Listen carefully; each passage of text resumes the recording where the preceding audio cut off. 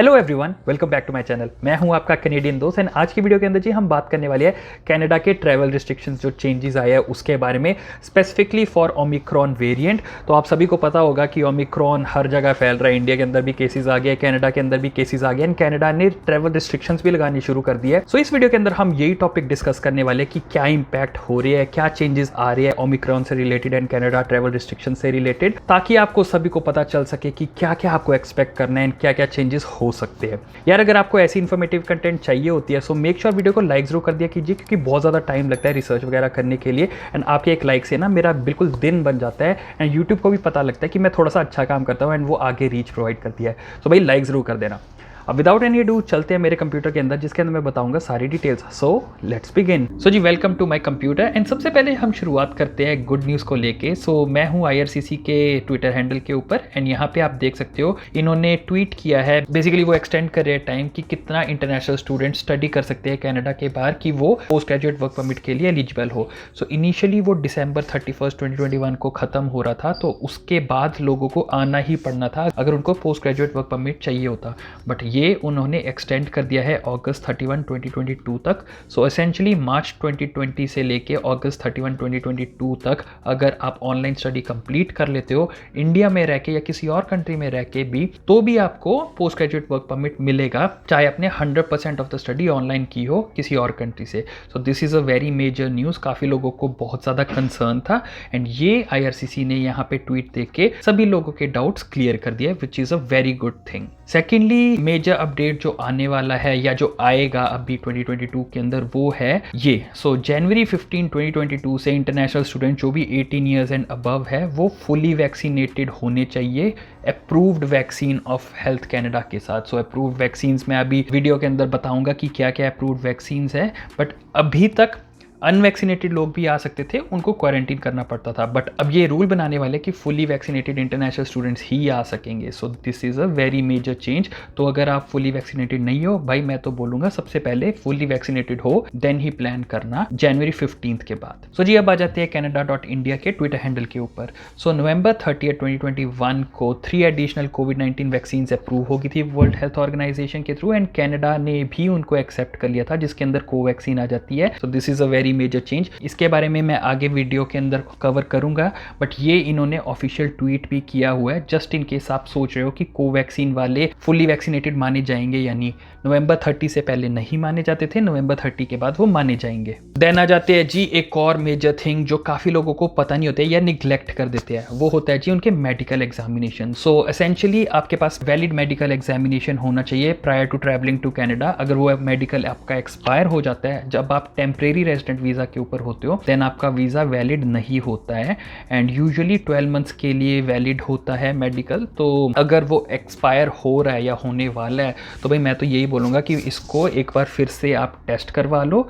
यहाँ पे भी इन्होंने बोला हुआ है, if your visa has been put on administrative hold please wait 4 weeks after your second medical exam before travelling. So अगर आप सेकंड मेडिकल एग्जाम करवाते भी हो देन 4 वीक्स के लिए आपको एटलीस्ट रुकना पड़ेगा जब तक मेडिकल एग्जामिनेशन IRCC के पोर्टल के ऊपर चढ़ ना जाए। सो ये बहुत मेजर थिंग है जो काफ़ी लोग निगलेक्ट कर देते हैं एंड बाद में उनको वापस भेज देते हैं एयरपोर्ट से।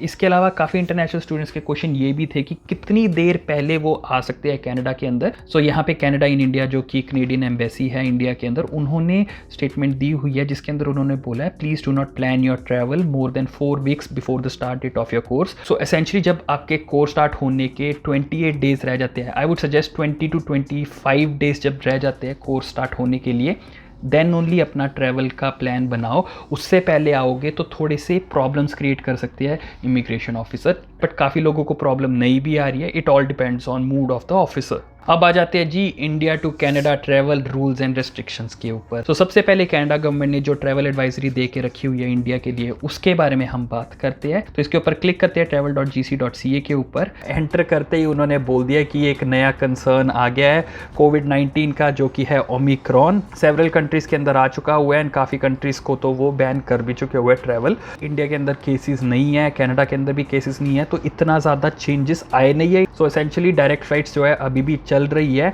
बट डायरेक्ट फ्लाइट से जो भी बंदा आता है उसके लिए प्री अराइवल जो डिपार्चर कोविड-19 का मॉलिक्यूलर टेस्ट होता है वो सिर्फ दिल्ली से ही चल रहा है, जो कि है जेनस्ट्रिंग लेबोरेटरी एयरपोर्ट के अंदर ही है, वो इंदिरा गांधी इंटरनेशनल एयरपोर्ट दिल्ली के अंदर। एंड ये 18 आवर्स पहले करवाना होता है एंड QR कोड होना चाहिए।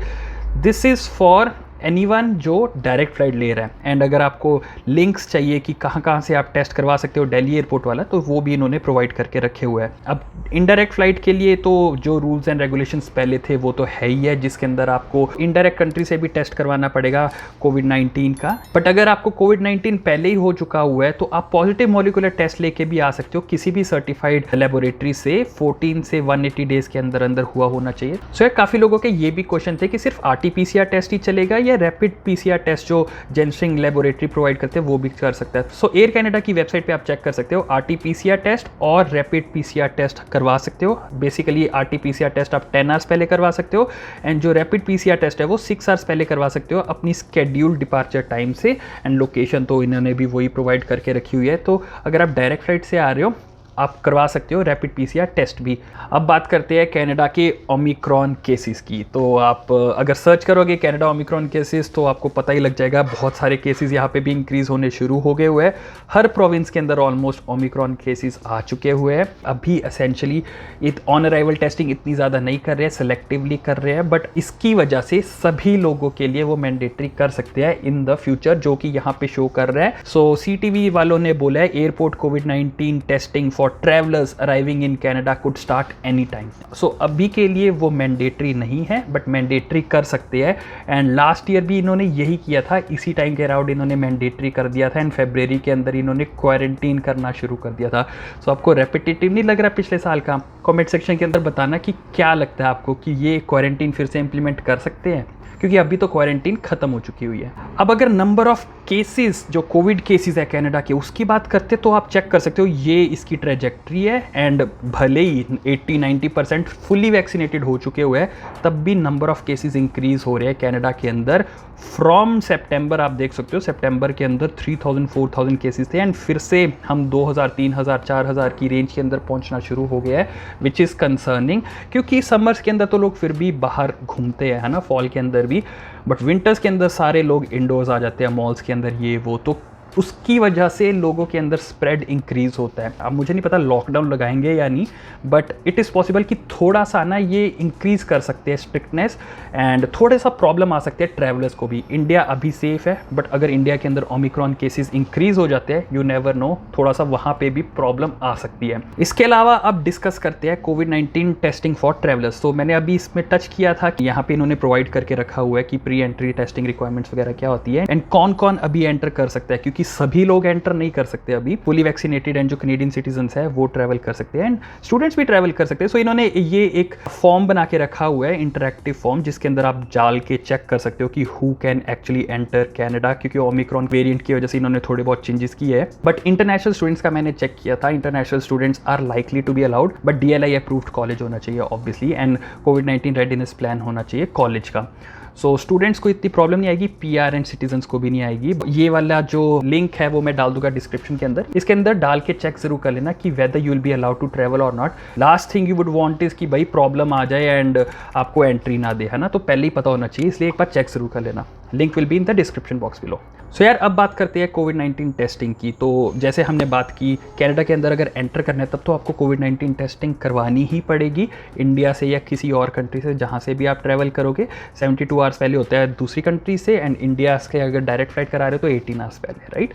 उसके अलावा 5 ईयर्स एंड अबव होने चाहिए तभी आपको करेंगे। And arrival testing for vaccinated travellers and unvaccinated travellers, उसके लिए एक और इन्होंने लिंक प्रोवाइड करके रखा है जो हम डिस्कस कर लेते हैं। एक्सेप्टेड वैक्सीन अगर आपने लगाई हुई है, सो एसेंशली फाइजर हो गई, मॉडर्ना होगी, एस्ट्राजेनेका होगी, एस्ट्राजेनेका कोविशील्ड सेम होती है, या जॉनसन एंड जॉनसन होगी, ये एक्सेप्टेड वैक्सीन है कनाडा के अंदर। बट जो कोवैक्सीन है, सिनोफार्म है एंड सिनोवैक है, वो भी इन्होंने एक्सेप्ट कर ली है नवंबर 30 के बाद। तो अब सभी लोग जो भी इंडिया के अंदर वैक्सीनेटेड है वो ट्रैवल कर सकते हैं, उनको फुली वैक्सीनेटेड ही माना जाएगा। पहले जैसे सिर्फ कोविशील्ड वालों को मानते थे एंड कोवैक्सीन वालों को क्वारंटीन करना पड़ता था, वो अब नहीं रहा रूल। सो इसीलिए जो भी फुली वैक्सीनेटेड लोग हैं उनको ऑन अराइवल टेस्टिंग की ज़रूरत नहीं है। अगर आपको रैंडमली कोई पिक करता है टेस्टिंग करवाने के लिए, सिर्फ तभी आपको टेस्टिंग करवाना पड़ेगा एंड आपको क्वारंटीन करने की कोई ज़रूरत नहीं है। आप आराम से घर पे जाके चिल कर सकते हो। एंड अगर आप अनवैक्सीनेटेड हो एंड आप ट्रैवल कर रहे हो तो आपको होम क्वारंटीन करना पड़ेगा। सो पहले होटल क्वारंटीन होता था, वो नहीं है रिक्वायर्ड, होम क्वारंटीन करना पड़ेगा। एंड अराइव कैन के अंदर भी सारी डिटेल्स डालनी पड़ेगी, चाहे आप वैक्सीनेटेड हो चाहे आप अनवैक्सीनेटेड हो।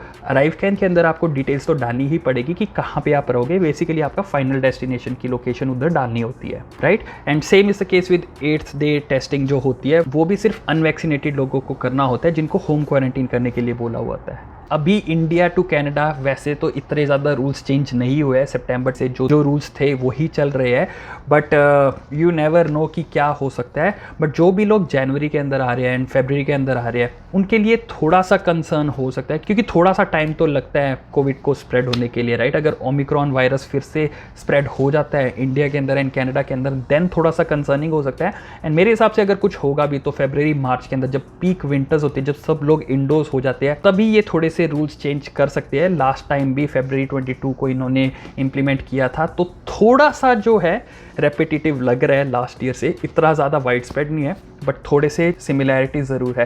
सो कमेंट सेक्शन के अंदर ज़रूर बताना कि आपको क्या लगता है, कनाडा गवर्नमेंट इंडिया की फ़्लाइट्स को फिर से बैन करेगी जैसे उन्होंने पहले किया था, क्योंकि डिफरेंट कंट्रीज़ की तो वो करनी शुरू कर दी है, ओमिक्रॉन जहाँ पे ज़्यादा फैल चुका हुआ है, for example South Africa and all. But आपको क्या लगता है? I will be really interested to know. So यार वीडियो अगर अच्छी लगी हो लाइक ज़रूर कर देना, चैनल को सब्सक्राइब एंड बेल नोटिफिकेशन को ऑन, क्योंकि बहुत सारी इन्फॉर्मेटिव वीडियोज़ आने वाली है। एंड इस वीडियो को मैक्सिमम लोगों के साथ शेयर करो ताकि सभी लोगों को पता चल सके कि क्या क्या अभी के रिस्ट्रिक्शंस रूल्स है कनाडा के लिए। Thank you for watching this video till the end. Stay safe and I'll see you in the next one.